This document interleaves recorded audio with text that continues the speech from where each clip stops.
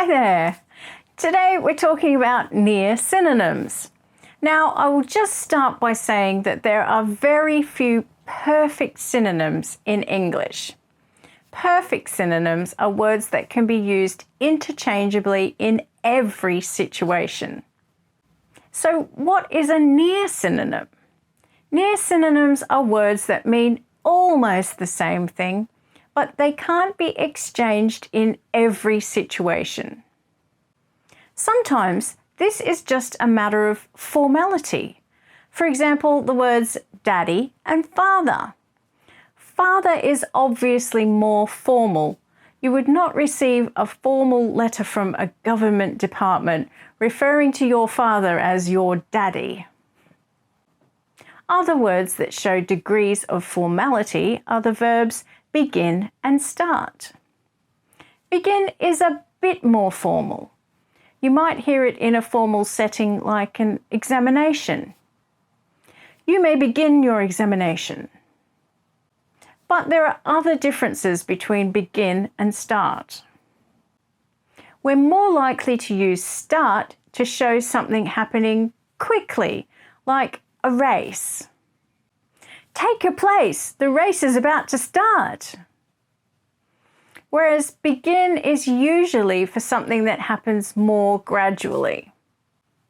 I'm beginning to lose weight. I wish. But please note, when you describe turning on an engine, always use start. You start a vehicle, a car, plane, boat, and you start a lawnmower or a generator. You don't begin them. We've done the beginning, now let's skip to the end. We have end and finish. We can use them both as verbs. End can imply that something was stopped or terminated abruptly. Any more bad publicity will end that politician's career. I ended my phone contract because I could get a better deal elsewhere. Now, finish is more about completing a task. Have you finished your homework? You wouldn't say, have you ended your homework? It would sound odd. We hope to finish the building project by October. Both end and finish can also be nouns, meaning the final part of something, but we use them in slightly different ways.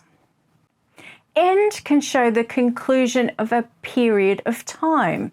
For example, the end of the year. It sounds unnatural to say the finish of the year. Or a story. You will often see the end at the conclusion of a story or a movie. But you can use end and finish as synonyms to show the completion or final stage of an activity, the end of the race, the finish of the race. A good dessert is the perfect finish to a lovely meal. A good dessert is the perfect end to a lovely meal. They both work. But if you want to talk about the whole of an event from its inception to its conclusion, use the correct collocation. From beginning to end, or from start to finish. Don't mix them up or it will sound weird and unnatural. From beginning to end, that movie was boring. I couldn't put that book down from start to finish.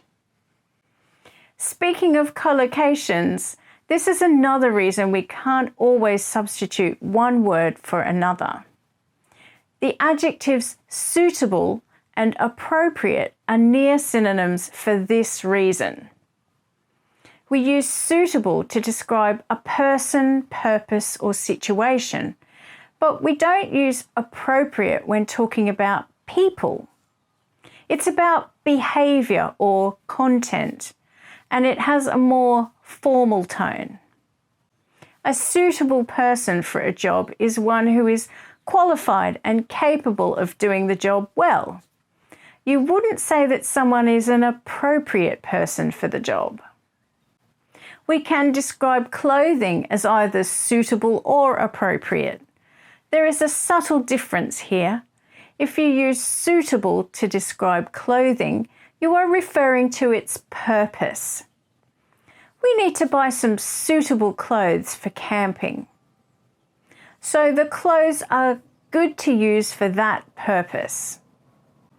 But if you use appropriate to describe clothing, this is more about the clothing being especially right or proper for that situation.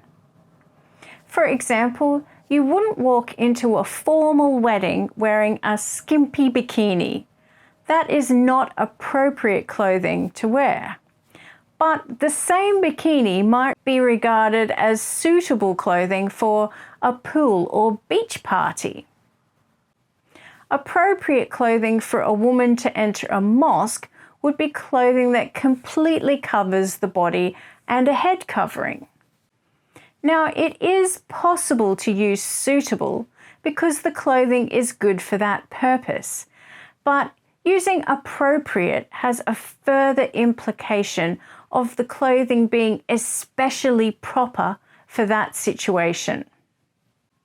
We would normally use appropriate to describe behavior or content, as I mentioned before. This can imply the moral correctness of the behavior or content. Shouting and laughing loudly is not appropriate behavior for a funeral, unless that particular culture deals with their grief in such a way. In that case, the behavior might be appropriate. So, culture is another consideration. Clothing and behavior that is appropriate for one culture might be inappropriate for another. For a movie, website, book, or anything with content, you can use suitable as well as appropriate. In this case, suitable implies that the content is purposefully made for that group of people. For example, in the UK, if a movie or television show is rated U, then it is suitable for children. It was made with children in mind. But using appropriate adds a level of formality and shows that it is especially good for that group of people. But we probably use this more in the negative, not appropriate or inappropriate.